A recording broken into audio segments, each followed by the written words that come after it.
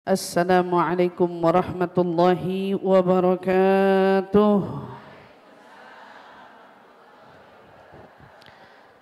Alhamdulillahi rabbil alamin. Wabihi nasta'in ala umuri dunya waddin. Wassalatu wassalam ala ashrafil anbiya'i wal mursalin sayyidina wa habibina wa syafi'ina wa qurrati a'yunina Muhammadin sallallahu alaihi wa ala alihi wa sahbihi wa sallam.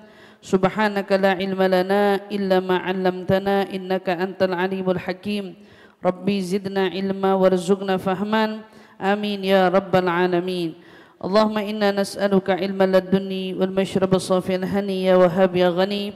Allahumma inna nas'aluka ilman ladunni wal mashrab safil hani ya wahhab ya ghani. Allahumma inna nas'aluka ilman ladunni wal mashrab safil hani ya wahhab ya ghani.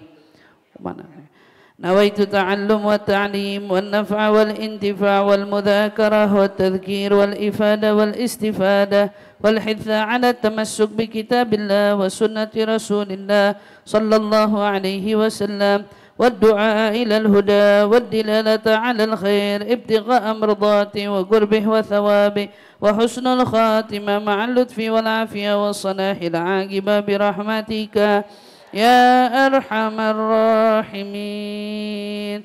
Amin amin amin ya rabbal alamin. Alhamdulillah thumma alhamdulillah. Limpahan syukur bersama kita panjatkan kehadirat Allah Subhanahu wa taala yang mengumpulkan kita bersama-sama pada pagi hari menjelang siang ini di tempat ini yang mudah-mudahan insyaallah di salah satu rumah Allah, Allah semakin menambahkan keberkahan kita semua. Dan mudah-mudahan dengan ini semua juga Allah gugurkan dosa-dosa kita. Allah menghapus semua salah silap kita, terkhususnya pada hari ini juga masuknya pada tanggal 1 Muharram tahun baru kita. Mudah-mudahan berharap Allah Subhanahu wa taala senantiasa memperbaharui ketakwaan kita, keimanan kita, dan berharap juga sepanjang tahun yang akan kita hadapi ini kita bersama mampu melalui semua tantangan dan rintangan yang ada. Mudah-mudahan semuanya Allah berikan kemudahan di dalam menghadapi setiap kesulitan. Allah berikan kita kekuatan di dalam menghadapi semua rintangan.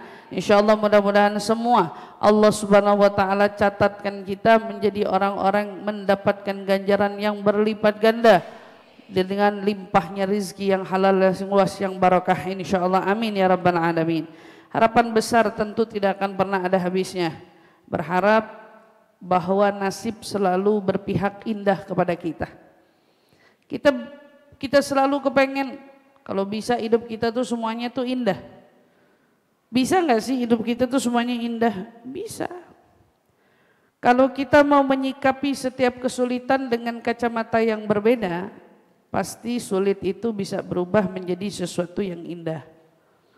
Jadi kalau kita hari ini bertanya gimana caranya hidup bahagia terus, kuncinya bukan tentang apa yang terjadi pada kita, tetapi bagaimana menyikapi yang terjadi terhadap kita. Karena sedih itu adalah bentuk reaksi, kemarahan itu adalah bentuk reaksi, sikap-sikap dari kita yang seringkali merasa hidup kita ini banyak kesulitannya, itu adalah reaksi dari sesuatu yang terjadi. Kita dicubit. Cubitan ini adalah sesuatu yang kita nggak pernah duga-duga. Tahu-tahu punya orang duduk di sebelah nyubit kita. Pernah nggak kita sangka-sangka teman sebelah mau nyubit? Nggak, kita nggak nyangka. Tapi waktu dicubit, biasanya orang teriak, marah, kesel, apa nyengir?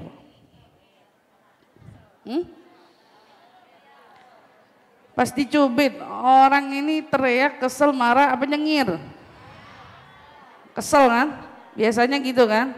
Waktu dicubit kita kesel, boro-boro bisa nyengir.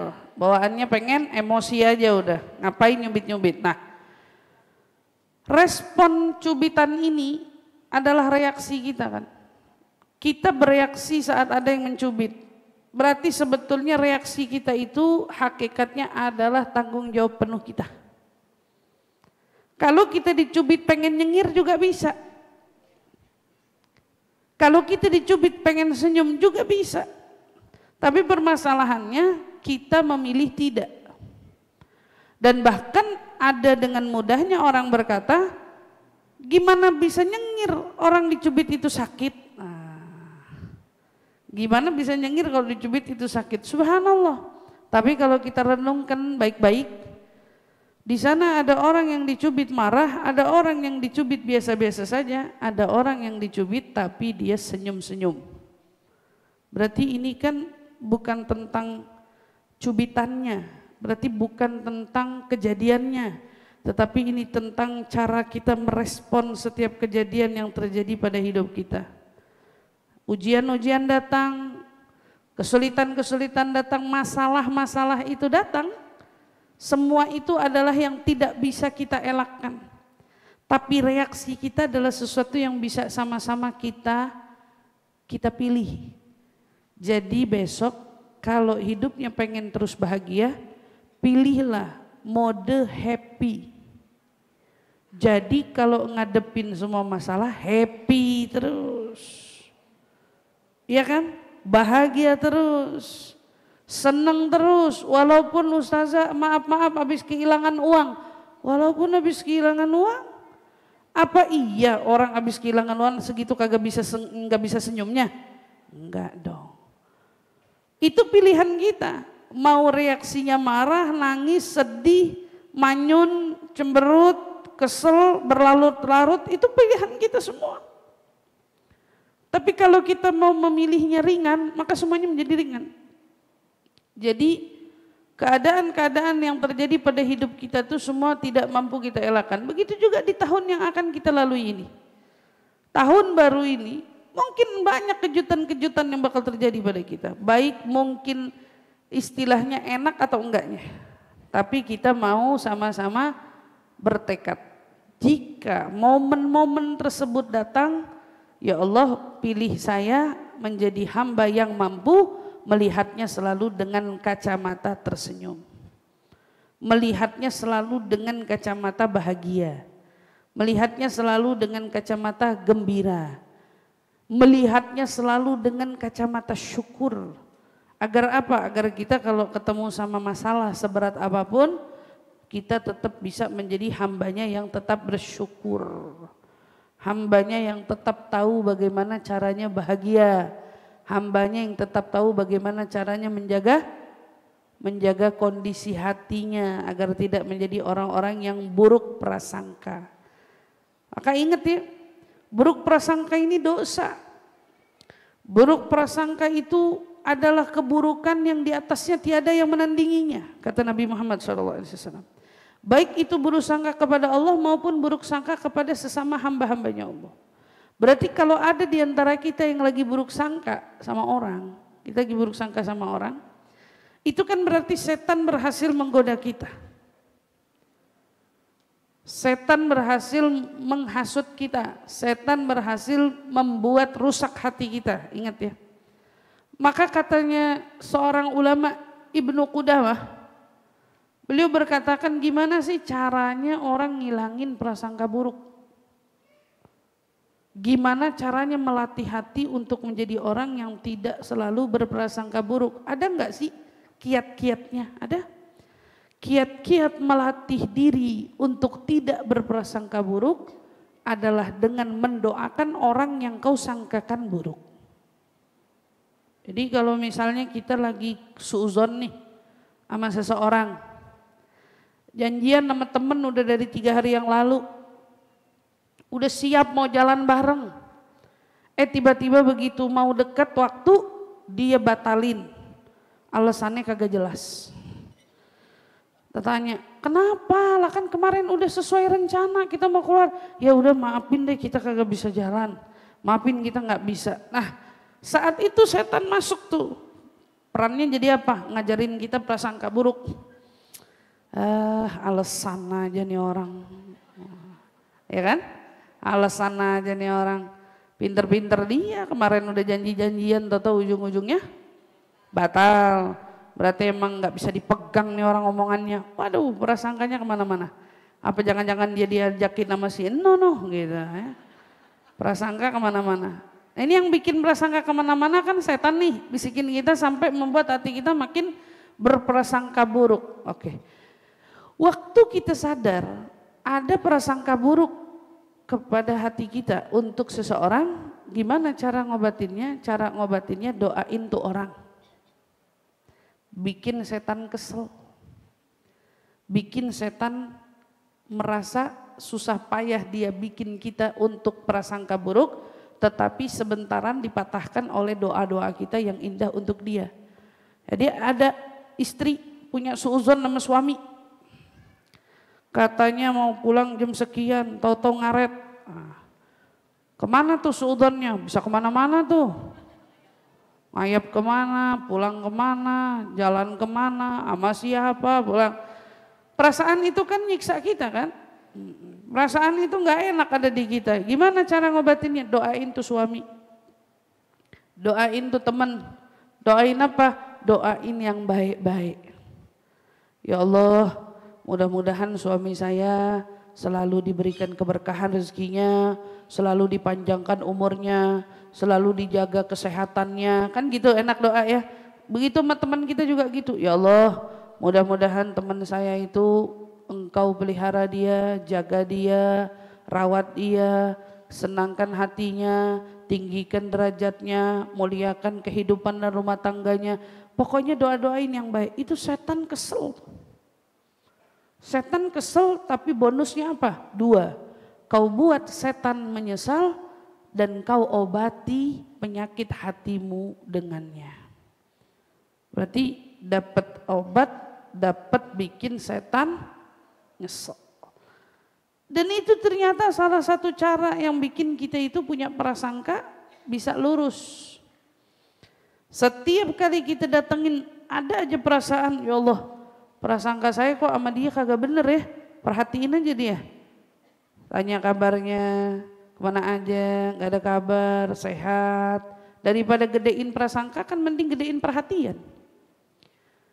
Daripada gedein kecurigaan, mending gedein apa? Gedein cinta. Istri curigaan mulu sama suami. Daripada ngurusin kecurigaan, kenapa gak fokus untuk cinta sama suami? Tunjukin perhatian, tunjukin kasih sayang, tunjukin kepedulian. Apa enggak itu lebih baik daripada cuman ngegedein kecurigaan? Makin curiga, makin retak rumah tangganya. Makin curiga, makin jauh dari keharmonisan rumah tangganya. Kenapa? Karena ternyata bumerangnya ada di situ.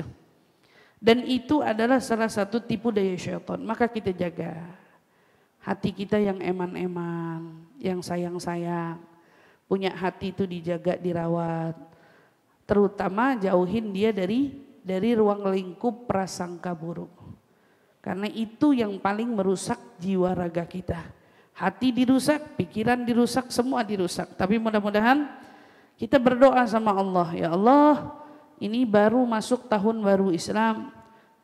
Semakin bertambah usia kita semua, bumi pun semakin tua. Mudah-mudahan dengan bertambahnya umur tahun, bertambahnya juga umur dunia, anggaplah bertambah juga umur kita semua. Ya Allah, tambahkan juga kebijaksanaan kita semua. Tambahin kedewasaan kita semua. Tambahin kematangan kita semua.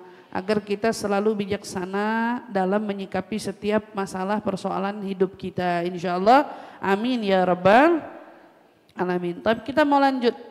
Daripada kitab Adabus Suhbah. Alhamdulillah di sini kita banyak diajarin tentang bagaimana adab-adabnya kita di dalam bersahabat. Dan makin kita belajar, makin kita paham ya, bahwa ternyata urusan pertemanan itu tidaklah mudah. Urusan pertemanan itu sesuatu yang luar biasa. Jika ditekuni, maka kita seolah betul-betul merasakan nikmatnya ukhuwah. Kayak ngerasa punya siapa ya? Punya saudara walaupun tidak sedarah. Punya saudara baru walaupun tidak seibu sebapak. Erat hubungannya karena dasarnya adalah pondasi ukhuwah Islamiyah. Agama yang menjadi penguatnya. Jadi kalau ada saudara sama saudara bisa berantem nih, ya. Hubungan mereka terjalin berdasarkan darah. Seibu, sebapak berantem, kita nggak habis pikir. Boleh jadi saudara-saudara seibu sebapak yang berantem itu sampai memutuskan tali silaturahmi di antara kedua karena hubungan persaudaraan mereka tidak dipondasikan dengan ukhuwah, dengan agama, dengan syariat. Coba kalau ada orang yang ngerti sama agama, nggak mungkin memutusin silaturahminya karena pondasinya bukan sedarah. Pondasinya bukan tentang seibu sebapak, tetapi pondasinya tentang agama. Agama yang jadi pondasi. Lah, ini ada teman orang luar, ketemunya aja ketemu gede. Kecil nggak bareng-bareng, sudah sama-sama dewasa baru ketemu, tapi perhatiannya lebih dari saudara. Ngerangkulnya lebih dari saudara. Ngajakin kekebayannya lebih dari saudara. Hari-hari itu nanyain kabar kita lebih dari saudara. Masya Allah ya. Ini dibangun dari apa? Ini dibangun atas asasnya ukhuwah. Ukhuwah ini asasnya apa? Iman. Iman. Makanya kalau orang sudah memiliki satu ikatan hubungan pondasinya adalah iman, maka itu nggak akan pernah goyah. Rumah tangga kan gitu juga, Bu. Kalau berumah tangga waktu ngebina pondasinya cinta, rusak di tengah jalan kalau cintanya memudar. Tapi kalau pondasi asasnya adalah iman, sampai tua semuanya mampu bertahan. Karena asasnya iman. Pertemanan gitu juga. Kalau pertemanan asasnya karena apa? Karena satu komunitas. Begitu kita pindah dari komunitas, pindah lokasi, pindah daerah atau pindah apapun itu, kita bisa putus hubungan. Gak ada lagi ikatan karena sudah tidak terjaring dalam satu komunitas. Tapi kalau pondasinya iman, iman itu gak goyah. Kamu di mana tempat, tapi kamu akan selalu ingat kalau kamu punya saudara. Walaupun kita di mana tempat, dia akan selalu ingat kalau dia punya kita sebagai saudara. Masya Allah, ini nggak main-main. Jadi dalam adabus suhbah ya, saya selalu ingetin, jangan pernah mau jadi teman palsu. Tahu teman palsu kan? Di depan semua orang kayak temenan, tapi begitu di belakangnya dia sendiri yang main tikam-tikaman. Dia sendiri yang main saling menjatuhkan. Dia sendiri yang saling ngumbar keburukan. Ini mah teman tapi palsu. Ya, ini teman tapi palsu. Namanya TTP.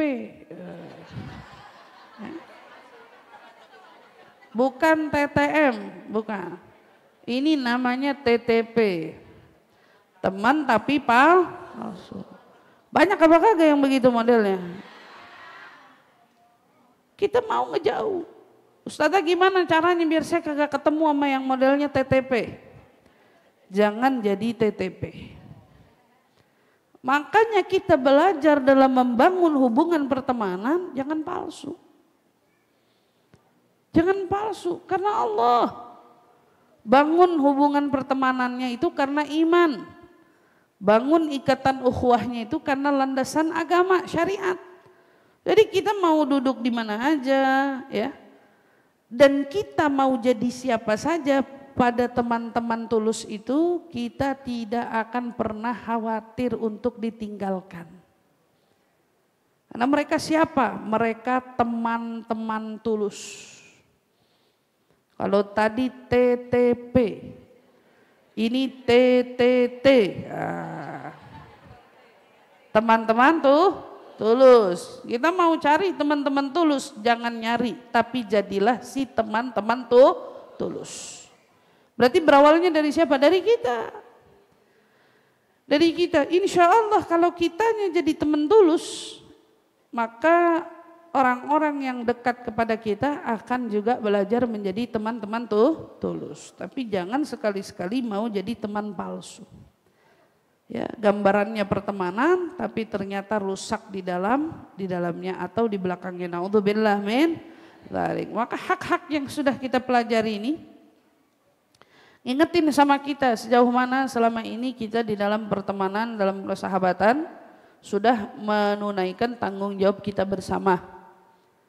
Ya, di antara hak-hak yang sudah kita uraikan di beberapa waktu yang lalu, alhamdulillah kita diingetin tentang jangan pernah lalai kalau dia sakit dan selalu jadi teman yang mengingatkan dia bila sudah terdapat ada tanda-tanda kepulangannya. Nah, udah sakit parah nih, ya kan? Sakit, kita selalu menjadi teman siap siaga. Ada dikala dia membutuhkan, menjadi orang yang siap membantu, menolong, menenangkan beban. Nah, sampai pada tanggung jawab selanjutnya. Wa qalal musannif rahimahumullah wa nafa'na bihi wa bi'ulumi fid dharain amin.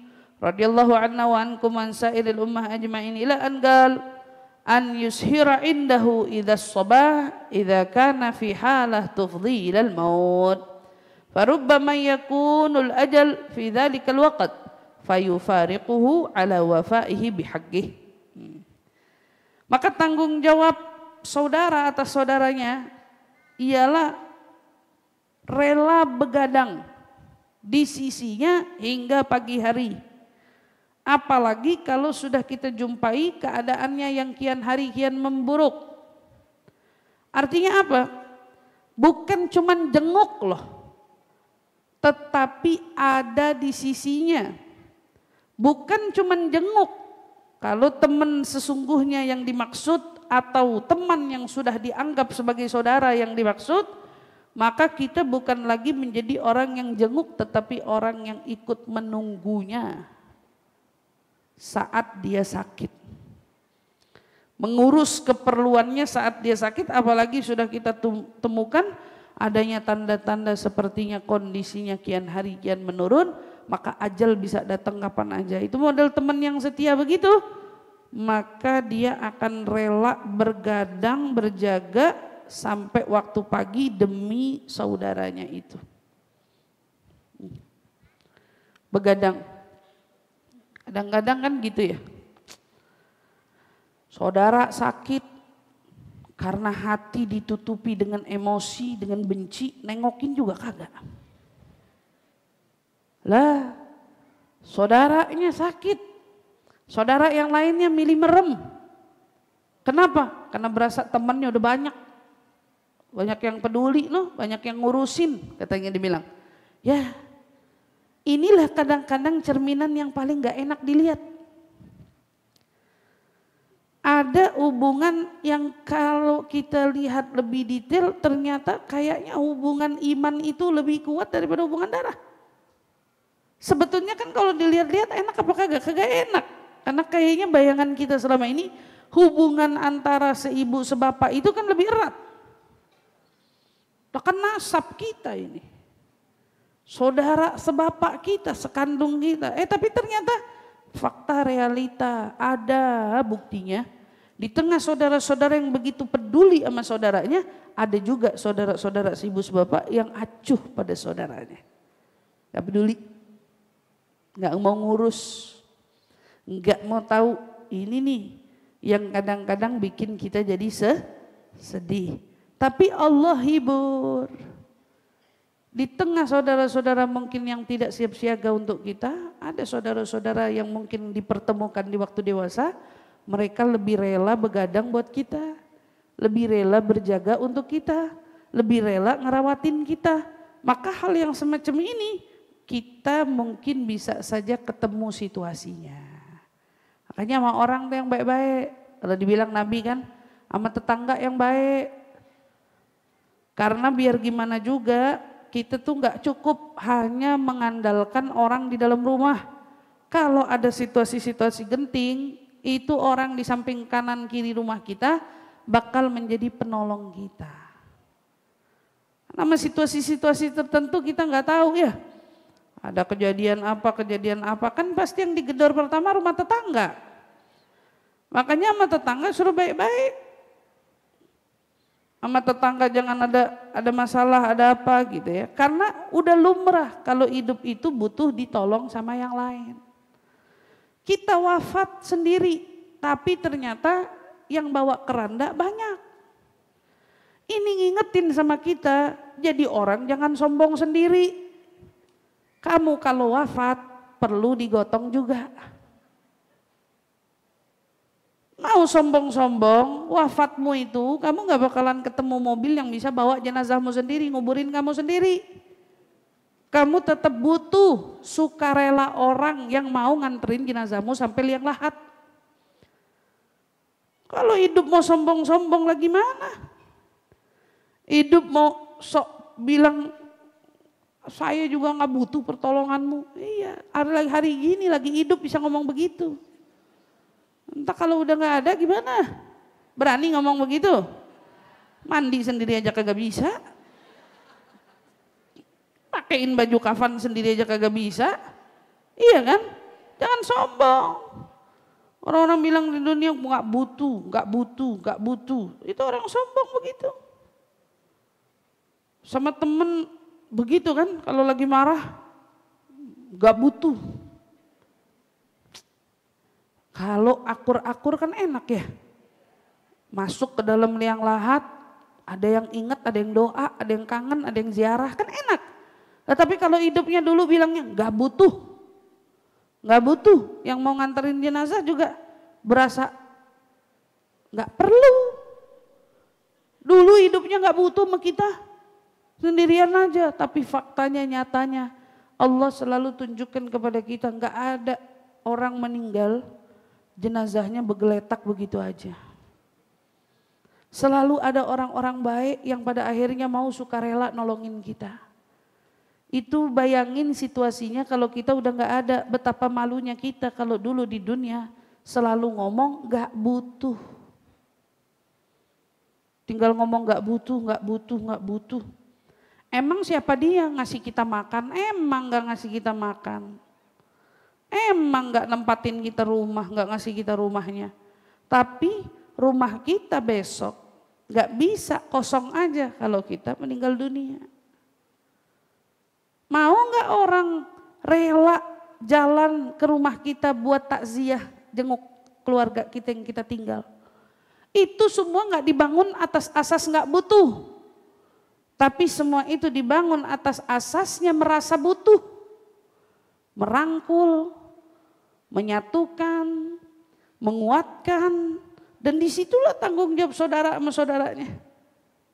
Waktu kita ngelihat yang satu kayak udah gak ada harapan nih, keadaannya kian hari kian menyusut, kian hari kian menurun, makin gak ada tanda-tanda semakin baik. Apa yang terjadi? Hadirkan dirimu selalu di sisinya. Hingga bila datang waktu ajal menjemput, maka kau berpisah dengannya dengan penuh kesetiaanmu terhadapnya. Teman setia nih, selalu ada di sampingnya.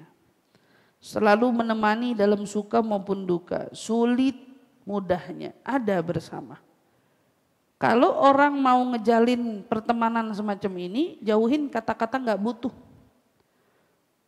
Akui bahwa kita selemah itu, kita masih butuh ikatan hubungan dengan antara kita. Karena disitulah adanya hak antara hubungan kita dengan Allah, ada juga hak antara hubungan kita dengan hamba-hambanya Allah. Hamba-hambanya Allah ini lah kita hidup bersama dengan mereka, gitu ya. Jadi kita bukan jadi teman yang ngoyo, takut ditinggalin teman, bukan. Tapi juga bukan jadi teman yang dengan mudah merasa gak apa-apa ditinggalin sama teman. Teman ninggalin kita, introspeksi, salah saya di mana? Kurang saya di mana? Apa saya jadi teman gak baik? Oh ternyata udah ditelaah, baik semua, kayak gak pernah ngejelekin dia. Alhamdulillah udah tanya sama beberapa orang, saya salah apa enggak? Oh enggak.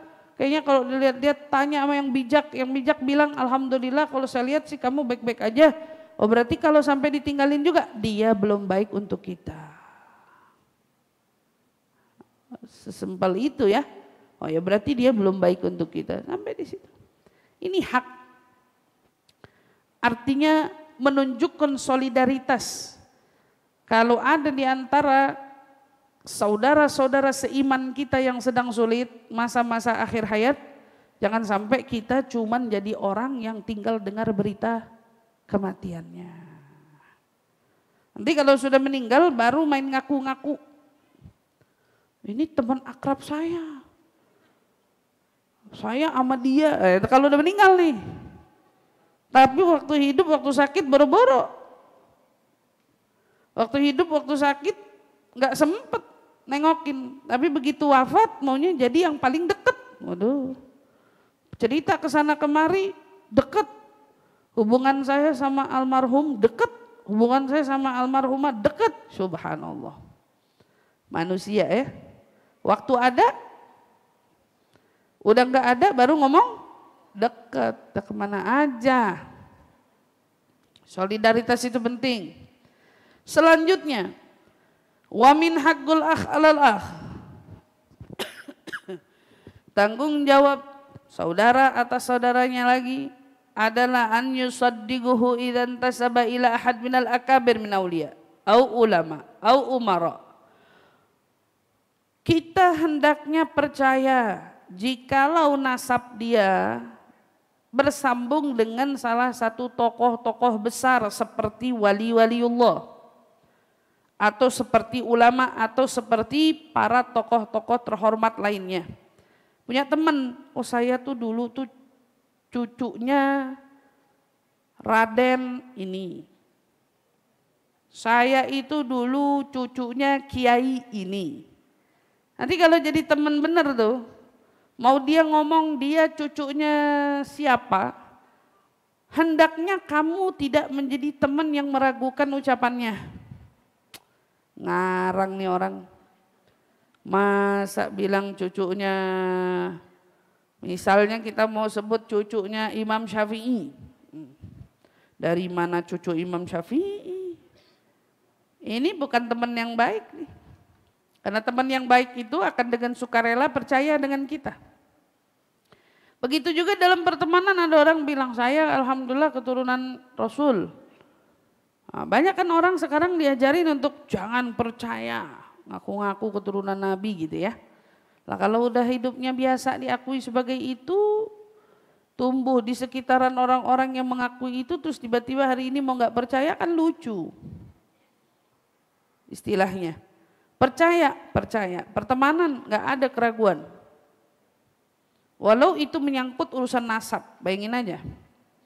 Kalau dari pertemanan kita udah nganggapnya, nih orang bohong, nih orang tukang bohong, berarti nggak ada kepercayaan kan? Iya, berarti dia bukan teman yang dimaksud. Kamu berarti juga bukan orang baik yang dimaksud. Karena apa? Kamu masih punya keraguan. Hati-hati sama celaan-celaan kepada siapa? Kepada orang yang memang bernasab mulia. Ini diminta hati-hati. Dikatakan dari wasiatnya Syekh Muhyiddin Ibn Arabi rahimahullah ta'ala, idzan tasaba akhuk ila ahad minal akabir fahdhar an tud'im fi nasabih walau fi nafsik fatudkhul baina dzalika asy-syakhsu bainallah. Kalau ada saudaramu itu nasabnya bersambung dengan salah satu orang besar, hati-hati untuk mencela-cela nasab itu. Walaupun itu terhadap dirimu sendiri. Jadi kita nih, diri kita sendiri punya urusan. Urusan apa? Ternyata keturunannya Kiai Fulan, keturunannya Habib Fulan, atau keturunannya siapa? Hati-hati, ribet banget ya. Ngapa saya harus jadi keturunan Kiai ini? Kan jadi ribet. Jadi kelihatannya mau ngapa-ngapain ribet. Ihdar. Jangan pernah ngeremehin yang disebut dengan nasab. Anggap ruwet aja tuh urusan begitu, karena dikatakan dalam sebuah riwayat an-ta'nu fin nasab kufur. At-ta'n fil ansab kufur, mencela-cela, merasa meremehkan yang disebut dengan keturunan, nasab leluhur, itu bisa menuju kekufuran. Ya, hati-hati. Makanya Nabi Muhammad itu nasabnya Sampai ada riwayat yang membenarkan kalau nasab beliau yang paling sahih nyambungnya ke siapa? Ke datuknya Adnan. Itu ada riwayat. Sampai kalau mau ditelusuri lagi nyampe ke Ismail bin Ibrahim alaihissalam. Alaihissalam ya. Nanti mau ditelusuri lagi dalam beberapa referensi kitab-kitab sejarah itu banyak. Sampai mau ditelusuri nasabnya walau sampai kepada Adam alaihissalam. Oh, ini kok nasab ada begini? Karena menjaga sistem keturunan dari para leluhur. Kamu juga kalau dicari bisa jadi sebetulnya leluhur-leluhur kamu orang baik. Nah ini kalau udah jelas-jelas dia anaknya tokoh fulan atau cucunya tokoh fulan atau apa. Tuh kalau main jangan bawa-bawa celak mencelak kepada urusan dia keturunan leluhurnya siapa. Jangankan mereka, dirimu sendiri kalau celak aja kamu kena batunya.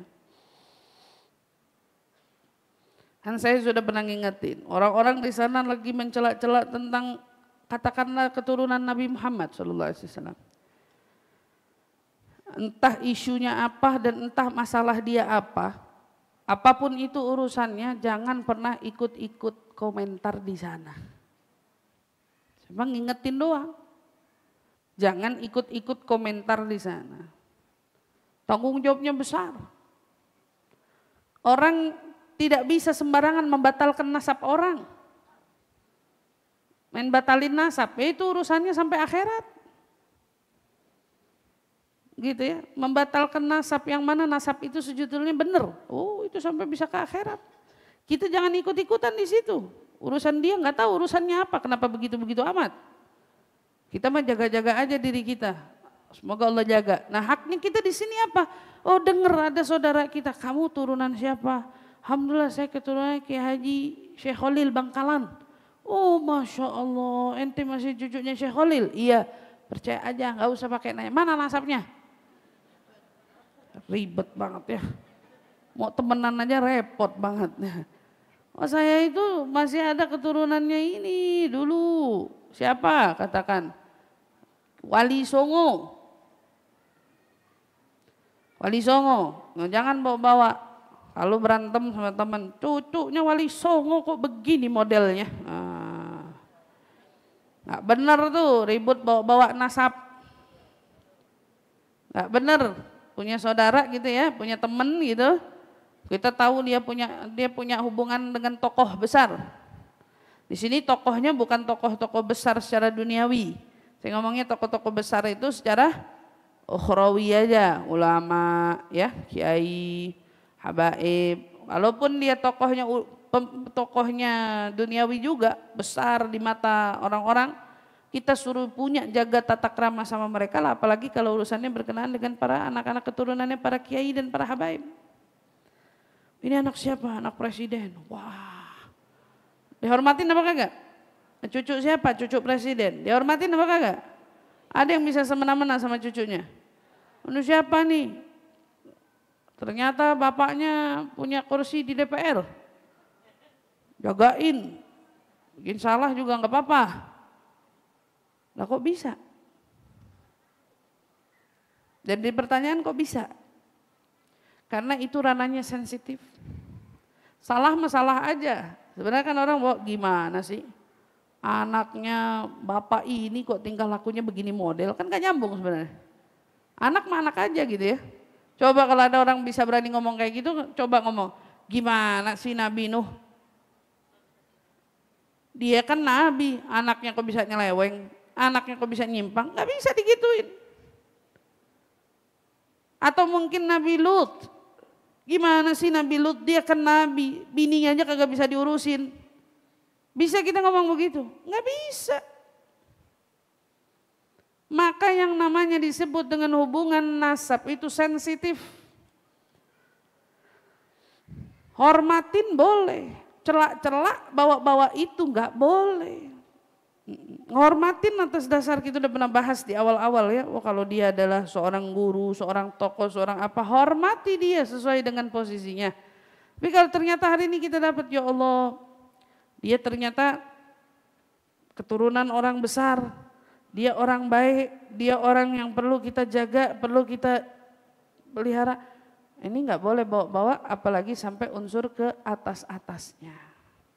An-ta'nu fil ansabi kufrun. Ternyata celak-celak yang berkenaan dengan nasab-nasabnya itu bisa menuju pada kufur. Pada kufur, jagain. Kita dalam pertemanan, temenan.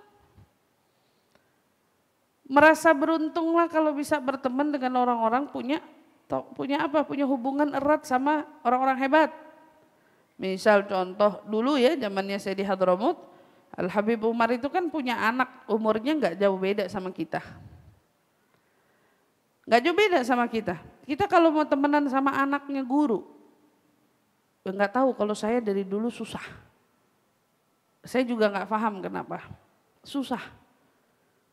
Nggak bisa gitu dudukan santai bareng gitu, kayak nggak tahu kenapa nggak bisa. Kenal, iya, ngobrol, iya, bisa ya kalau ditanya. Tapi di waktu itu, istilahnya kalau mau dianggapin sebagai teman itu, dulu saya nggak bisa. Dulu saya nggak kuat, nggak tahu kenapa. Jadi tiap kali diajakin main, saya milih ngumpet. Kalau dulu, enggak deh, aduh enggak deh. Anak nggak ikut main, anak nggak ikut main. Itu ada salah satu putri beliau, umurnya emang seumuran sama kita gitu. Di umur-umur sekarang kalau ketemu lebih luas. Dulu di umur-umur saya masih zamannya main-main malah kagak luas. Aduh gak deh, takut kurang ajar. Namanya kita main kadang-kadang suka gak ada batas. Takut kurang ajar. Ntar gak sengaja kekeplak, ntar gak sengaja apa gitu ya. Apa namanya ada bercandaan-bercandaan atau nyinggung perasaan, mendingan kagak dah, nggak ikut-ikut dah kalau kayak gitu. Dari dulu berapa kali ibaratnya diajakin bareng gitu, sayanya nggak bisa. Dari sayanya belum saya ngerti hukumnya sampai ngerti, apalagi dari belum ngerti nggak bisa. Nggak deh, malu. Dulu modalnya malu doang.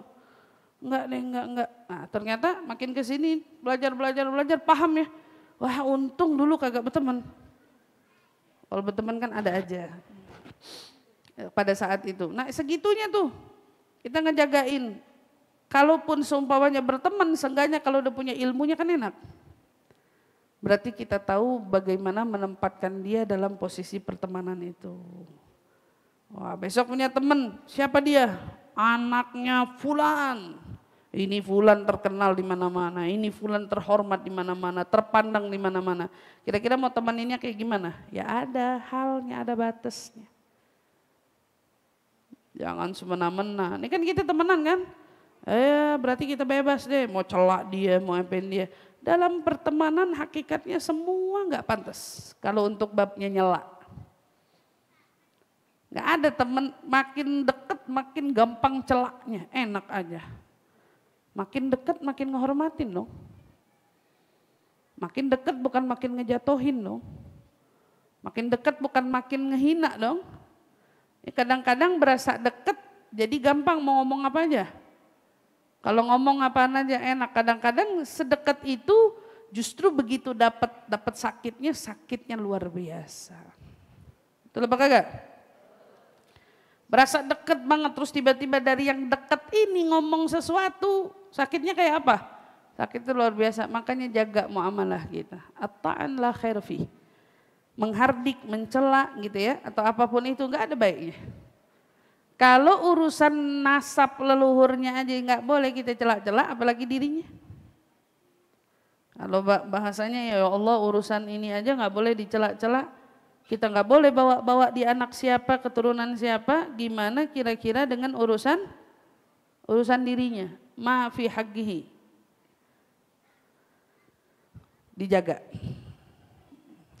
Begitu juga alla yukaffiruhu bidzambin. Jangan mudah mengkafir-kafirkannya hanya karena sebuah dosa. Dia ngelakuin salah dalam hidup, bisa jadi dia nggak kita. Kadang dalam pertemanan bisa aja dia yang buat salah, bisa juga kita nanti yang buat salah. Jika datang waktu-waktu tersebut, maka kita nggak boleh jadi orang yang dengan gampang yang paling ngejatohin dia. atau yang paling ngufurin dia. Walau lamahun nasubih, atau walaupun semua orang mencela dia, minimal kamu jadi teman diem aja ada di samping dia. Kamu nggak mau bela, karena kamu belum berani untuk membela. Kamu belum tahu argumen apa yang pas untuk membela. Setidaknya diem aja tapi tetap ada di sampingnya. Hadza minal haq. Itu di antara haknya. Ngapain kita lihat orang semua nyela, kita ikutan nyela. Kadang-kadang saya suka perhatiin banyak orang dalam pertemanan hari ini. Satu individu orang gak suka. Satu individu gak suka dengan seseorang, dia cerita kemana-mana, si ini begini, si ini begini, si ini begini, sampai orang ini dijauhin. Orang gak ada yang mau deket sama dia. Saya tuh kadang-kadang suka mikir gini, ini orang yang dijauhin ini kagak punya temen ya? Gak punya temen. Kenapa gak punya teman? Lah ternyata semua orang kemakan sama omongan yang dominan ini. Karena kalau dia punya teman, hatta semua orang jauhin orang itu, temannya akan selalu ada di samping dia. Dan ternyata hari ini tuh umumnya kejadiannya begitu. Jadi kalau ada satu orang gak demen, satu orang cerita ke sono kemari. Bawel dah pokoknya. Cerita ke sana kemari. Sampai semuanya dapat informasi itu, semuanya menjauh. Sama dia hati-hati, sama dia hati-hati. Ketahuilah kita bukan orang yang bijak dalam menyikapi situasi seperti itu. Apa yang bijak? Udah cerita gak bijak. Percaya sama cerita sepihak gak bijak. Percaya sama cerita sepihak gak bijak. Apalagi sampai mutusin, udah dah yang begitu modelnya kita gak usah ada urusan dah. Ngapain berurusan sama dia?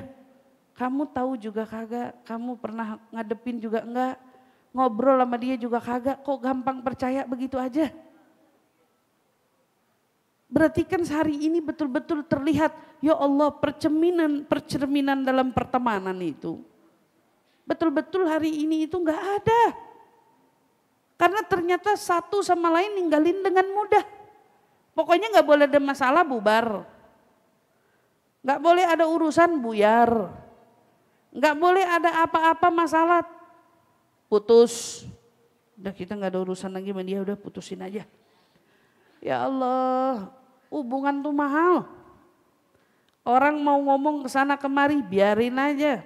Orang sibuk mengkufurkan sahabat-sahabat kita, biarin aja. Orang nggak banyak tahu kan, tapi kan seenggaknya kamu temennya harusnya tahu.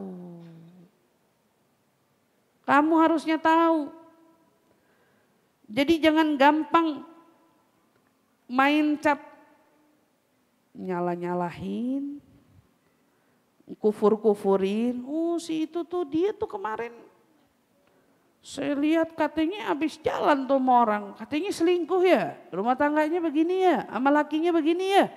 Terus pada kemana tuh teman-temannya? Semua jauh, hilang, gak ada. Ya Allah, ternyata kita baru nyadar di saat-saat semacam itu, ya Allah ternyata kayak kagak ada lagi ya. Hubungan yang lebih erat dengan kita melebihi hubungan kita dengan Allah. Karena ternyata orang gak sanggup ngelihat kejelekan kita walau sekali aja. Begitu nemuin ada satu kejelekan kita, udah deh. Milih putus aja. Jauh aja, gak kuat. Tapi Allah berapa kali pun kita mengulangi kesalahan-kesalahan, Dia selalu ada untuk kita. Selalu menemani kita, selalu membersamai kita. Tetapi di dalam bab ini kita justru belajar, ayo akhwat, bertemanlah tapi tulus. Jangan jadi teman palsu. Udah baik-baik sama teman, ini nafsu banget nih yang di luar nih. Iya, teman yang tulus, jadi teman yang baik. Ada di saat-saat momen paling genting dalam hidup pertemanan kita. Menolong, membantu, mendukung, mensupport, apapun itu istilahnya. Kita selalu menjadi yang paling depan. Kalau ada di antara teman-teman kita yang membutuhkan tapi sungkan meminta kepada kita, maknanya kita belum jadi temannya. Suka gak ketemu sama orang? Kalau dia tahu kita susah terus dia datang, dia tahu kabar kita sedang susah, dia bilang, ente nih nganggep aneh apa? Pernah nggak ada yang digituin? Belum pernah ya? Wah, berarti belum punya tuh temen. Ente nih nganggep aneh apa? Ente nggak nganggep aneh saudara ya? Kalau nganggep aneh saudara nggak pakai begini-begini. Kan gitu. Kalau nggak ada orang yang gituin kita, kita dong gituin orang. Orang nggak ada yang gituin kita, Ustazah. Kita susah aja sendiri. Boro-boro digituin, ya. Kita berusaha ngasih aja, ditolak juga kagak. Kamu nggak dapet itu, bukan berarti kamu memberhentikan dirimu berbuat itu. Kalau kita nggak pernah digituin sama orang, mulailah menggituin orang, mulailah berbuat demikian kepada orang. Jadi besok ada orang susah datang, ente nganggep aneh apa? Aneh nih saudara ente kalau butuh bilang, kalau perlu apa-apa ngomong. Ingat ya, ada saudara ente, rumahnya di sini, kasih tahu. Kapan aja ente perlu, fadol, datang. Insya Allah dengan niat tulus kita, kalaupun ada yang datang, itu benar-benar orang yang layak menjadi sahabat yang kita tolong. Orang yang layak, yang paling tepat untuk menjadi sahabat untuk kita tolong. Karena orang yang tiba-tiba dibaikin begitu, yang lunjak juga banyak. Ya, yang memanfaatkan juga banyak. Punya teman tapi dimanfaatin temannya, banyak apa kagak? Kita mau hapus nih oknum-oknum yang begini nih. Makanya jangan suka pura-pura tulus. Jangan suka pura-pura susah di depan kebaikan teman-teman kita. Itu juga punya hubabnya sendiri, itu dosa. Teman kita kepikiran sampai buat nabung aja, nabungan dia disisihin buat kita. Nah, kitanya enak-enak kadang-kadang. Itu juga punya urusannya, sampai akhirat itu. Itu bukan teman. Tapi kita minta, ya Allah, saya pengen tulus sama orang. Maka dekatkan saya dengan orang-orang tulus. Insya Allah, amin ya rabbal alamin. Insya Allah Allah subhanahu wa ta'ala jaga kita, majelis kita, ya, diri kita. Mudah-mudahan insya Allah Allah senantiasa menuntun dan membimbing kita. Mudah-mudahan dari setiap ilmu yang kita pelajari menjadi ilmu yang bermanfaat untuk saya pribadi dan juga tentunya untuk semua ibu-ibu yang hadir. Amin amin ya rabbal alamin.